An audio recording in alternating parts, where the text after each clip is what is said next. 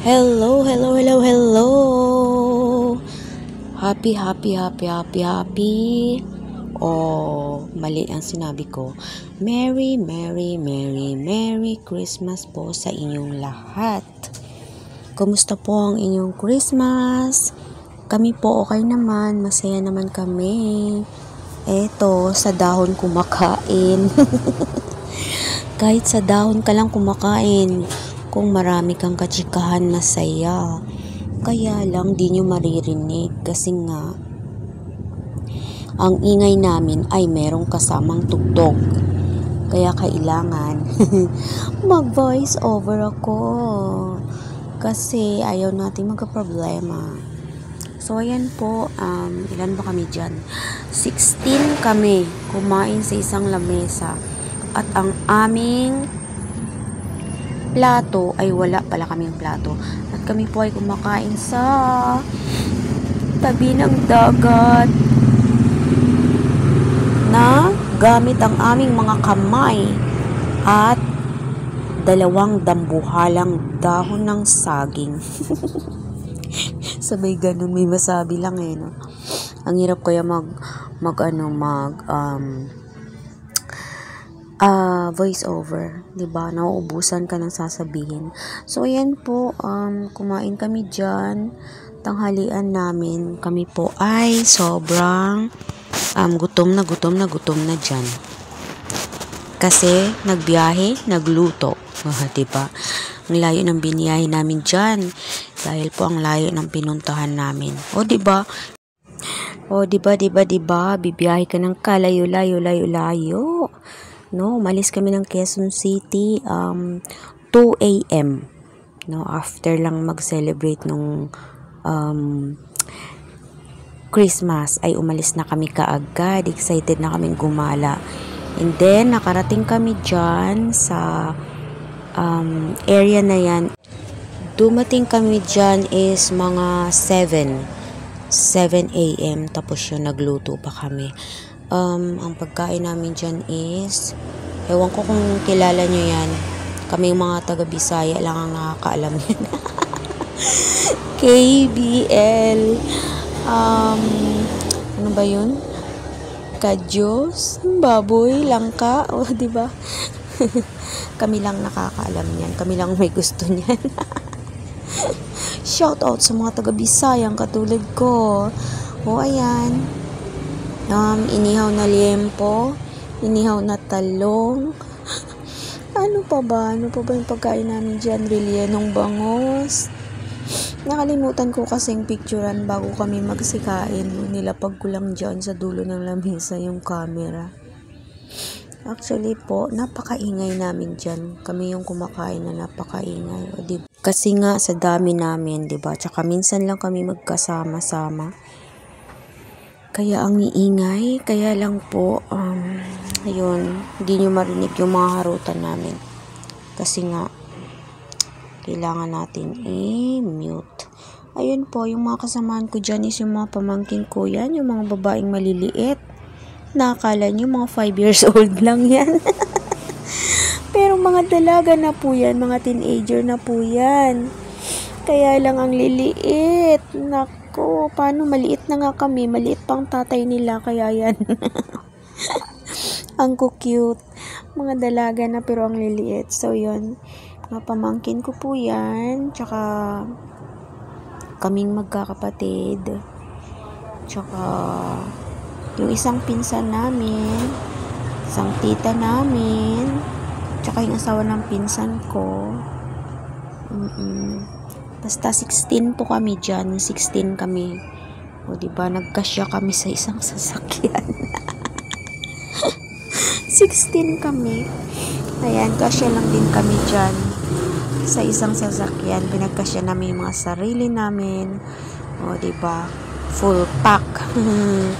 Ayun. Dahil mga pagod at gutom. O diba, nag-i-enjoy kami sa aming pagkain. Sayang di nyo kami marinig. At naku po, napapansin nyo po ba yan? Merong isang malaking tiyan na nakalabas dyan. Si boss, nakalimutan magdamit oh. Sobrang gutom siguro. Ay nako. Ayan.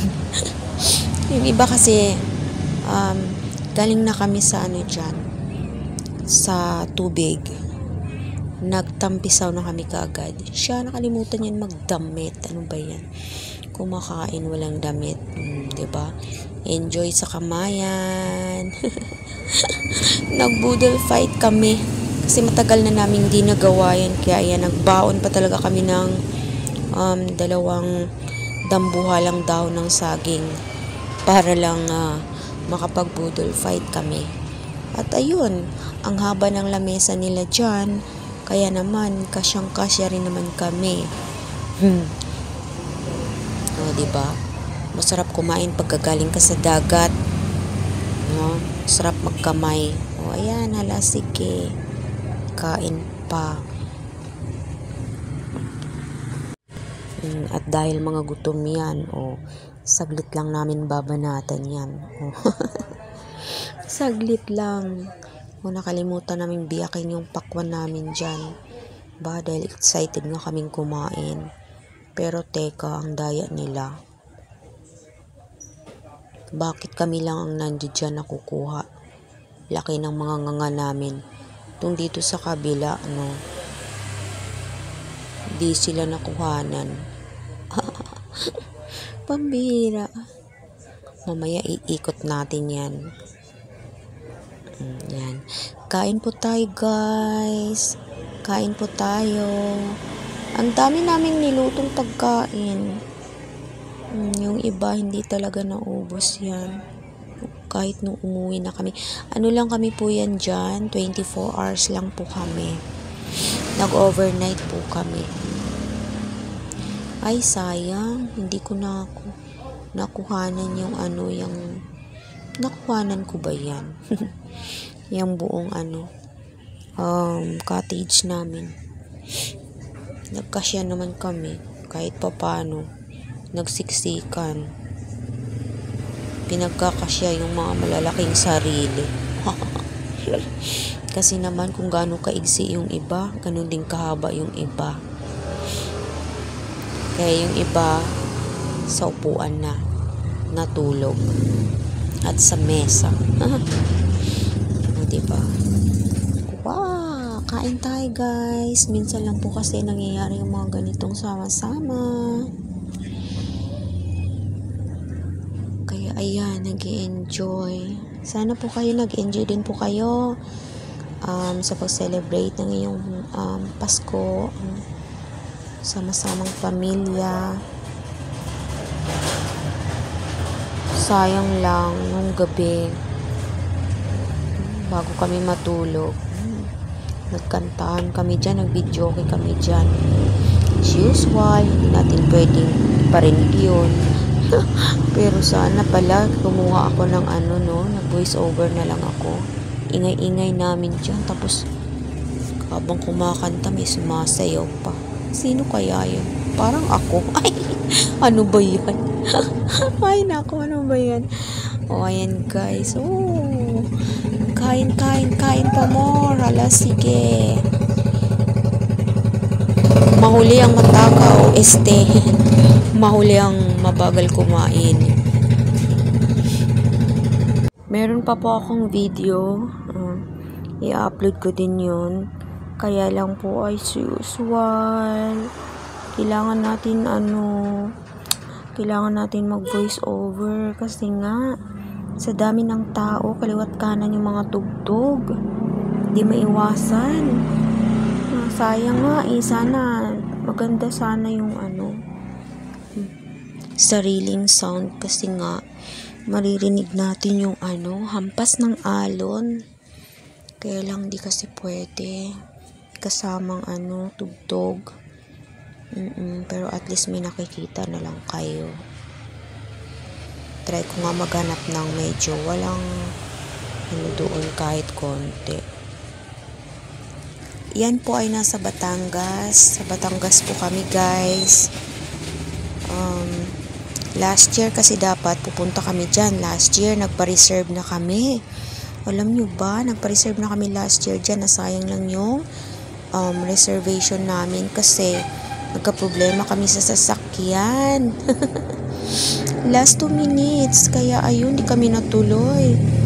Kaya eto, ayan. Ayan, alas 2 ng madaling araw. Umalis na kagad kami for sure.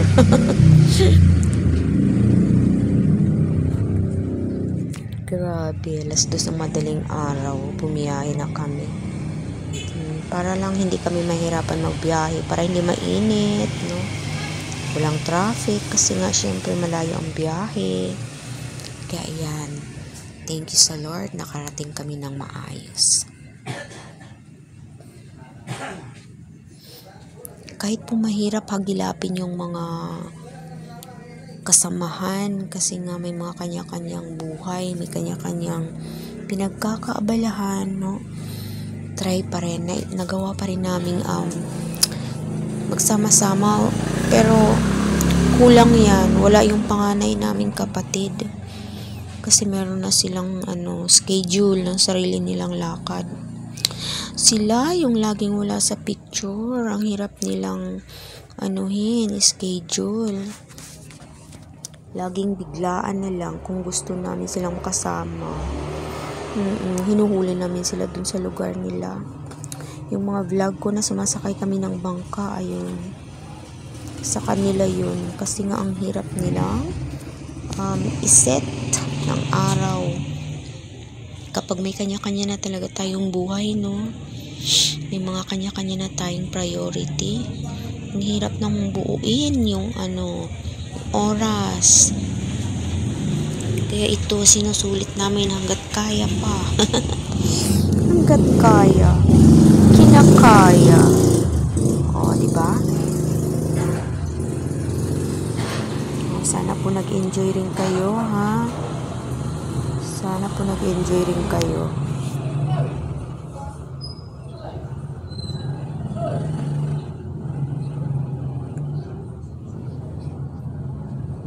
Ito na yun, nabaliktad ko na pala, pero tapos na yung iba. Tapos na yung iba, tsaka ko pa nabaliktad yung yung camera.